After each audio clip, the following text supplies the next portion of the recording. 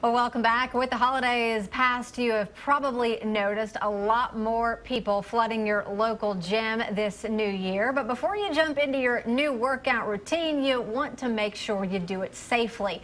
Dr. Enrique Peña is a specialist in physical medicine and rehabilitation with the Seton Brain and Spine Institute. And good morning to you. You're going to help us all work out, get back into the new year. I was just telling you, I plan to start my workout on Monday, so this is perfect timing. But I'm already preparing to not be able to walk up the stairs at my apartment complex. So what is the most important thing that people need to remember when they head back to the gym to get back into that workout routine? Well, one of the first things I tell people is taking their time. I think one of the biggest mistakes people make is hitting it too hard, too fast.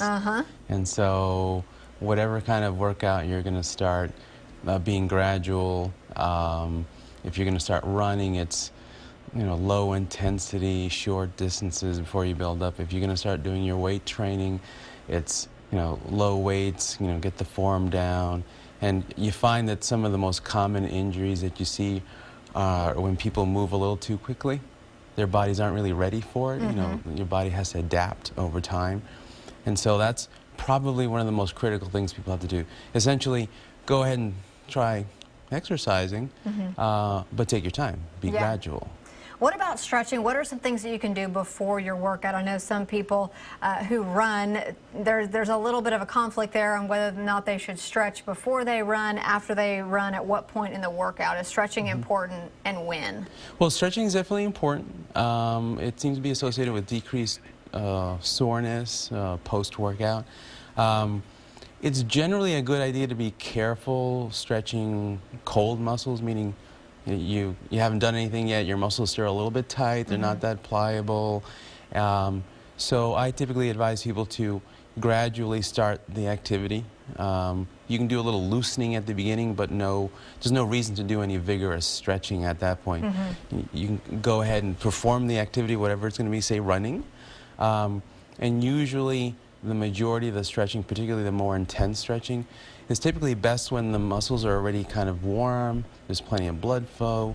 So that's usually near the end of the workout. So typically that's probably the most efficient way to do it. Yeah. What about, I know water's a big thing, make sure you're drinking enough water. What about vitamins and supplements? Anything you can do to enhance your workout, feel better before and after by taking anything special? Right. Well, I think there's a lot of popularity with different supplements these days. There's not a lot of data on many things that are sold. In general, I typically advise people that if you're going to start a vigorous workout, it's really important to make sure you get enough protein. Nutrition is key. Making sure you get enough protein in your diet.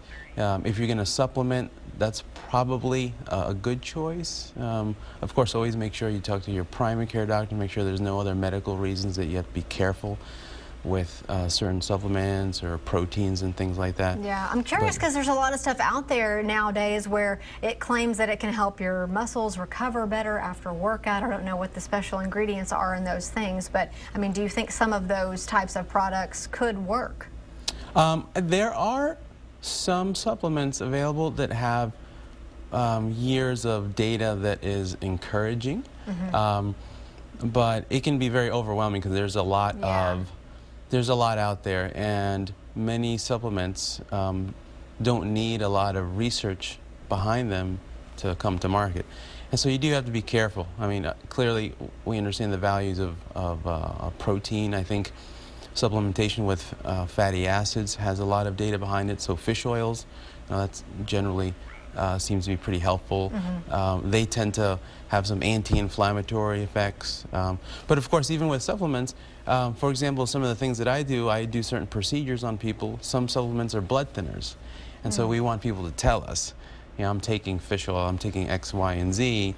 And so we want to make sure that it's going to be safe for other medical reasons too. Yeah, for sure. Number one, check with your doctor. We're already out of time. Thank you so much for being here this morning. We're going to put a lot of, you're welcome. We're going to put a lot of these tips on our website for you in case you missed anything, and a link to more information about the Seton Brain and Spine Institute. Thank you so much. Thank you. Have a great weekend, and we